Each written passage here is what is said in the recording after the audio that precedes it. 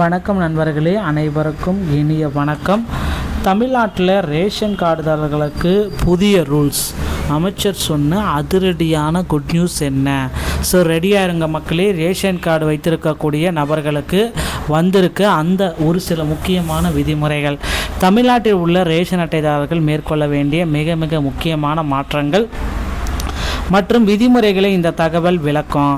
போலி குடும்ப அட்டைகளை ஒழிப்பதற்கும் தகுதியான ஏழை மக்களுக்கு அரசு சலுகைகள் சரியாக சென்றடைவதற்கும் KYC அப்டேட், ஆதார் இணைப்பு மற்றும் பயோமெட்ரிக் அனைத்துமே இதில் முக்கியம். ஸோ மேலும் பார்த்தீங்கன்னா இந்த நடைமுறைகளை சரியாக பின்பற்றாதவர்கள் அட்டைகள் ரத்து செய்ய வாய்ப்புள்ளதோடு ரேஷன் பொருட்களும் வழங்கப்பட மாட்டாது என எச்சரிக்கப்பட்டுள்ளது.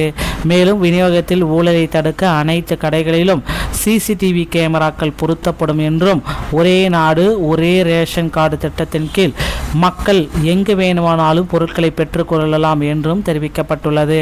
இதன் மூலம் முறைகேடுகளை தவிர்க்கப்பட்டு தகுதியுள்ள பயனாளிகளுக்கு முழுமையான பலன்கள் கிடைப்பது உறுதி செய்யப்படுகிறது. இந்த மாற்றங்கள் அனைத்தும் பொதுமக்களின் நன்மையை கருதி அரசு மேற்கொண்டுள்ள மிக முக்கியமான பாதுகாப்பு நடவடிக்கைகளாகும். தமிழ்நாட்டில் ரேஷன் கார்டுக்கு புதிய அப்டேட் வந்திருக்கு. ஸோ புதிய ரேஷன் கார்டுக்கு வாங்குறவங்களுக்கு உண்டான அப்டேட்டும் வந்து தான் அடுத்த 3 வாரங்களில் புதிய ரேஷன் கார்டுகள் விநியோகம் செய்யப்படும் என அமைச்சர் உறுதி அளித்துள்ளார்.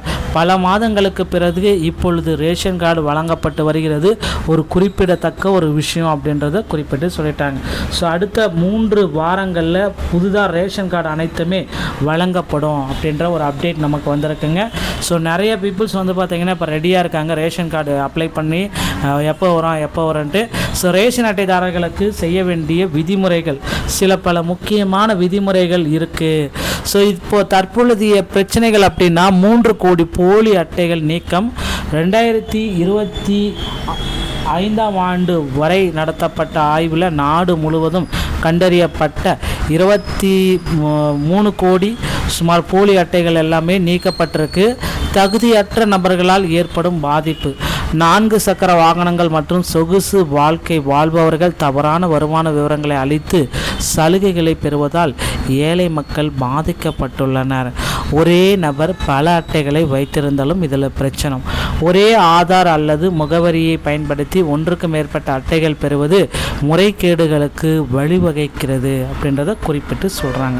ஸோ ஒரே வகையான ஆதார் வச்சுட்டு பல வகையான அட்டைகளை பெறுவது. ஸோ இதில் கட்டாயமாக நீங்கள் செய்ய வேண்டிய 3 முக்கியமான மாற்றங்கள்: KYC அப்டேட் செய்தல் கட்டாயம். உங்கள் ரேஷன் அட்டையில் உள்ள தகவல்களை உறுதிப்படுத்த KYC செய்வது அவசியம். தவறினால் அட்டை ரத்து செய்யப்பட வாய்ப்புகள் அதிகம். ஆதார் மற்றும் மொபைல் எண் இணைப்பு, ரேஷன் கார்டுடன் உங்கள் ஆதார் எண்ணை பதிவு அல்லது எண்ணை இணைப்பதன் மூலம் தற்பொழுது ஐரிஸ் ஸ்கேனர் மூலம் கட்டாயமாக்கப்பட்டுள்ளது. அப்போதுதான் பொருட்கள் தடையின்றி கிடைக்கும். பயோமெட்ரிக் மற்றும் கண்விழி சரிபார்ப்பும் இதில் நடைமுறையில் கொண்டு வந்திருக்காங்க. புதிய மாற்றங்களும் நன்மைகளும்: ஒரே நாடு ஒரே ரேஷன் கார்டு திட்டத்தின் கீழ் மக்கள் தமிழ்நாட்டில் எந்த மாவட்டத்தில் இருந்தாலும் தங்களுக்கு தேவையான ரேஷன் பொருட்களை வாங்கிக் கொள்ளலாம். ரேஷன் கடைகளில் CCTV கேமராக்கள், கடைகளில் விநியோகம் செய்வதில் நடக்கும் ஊழலை தடுக்க அனைத்து ரேஷன் கடைகளிலும் CCTV கேமராக்கள் பொருத்தப்பட உள்ளன.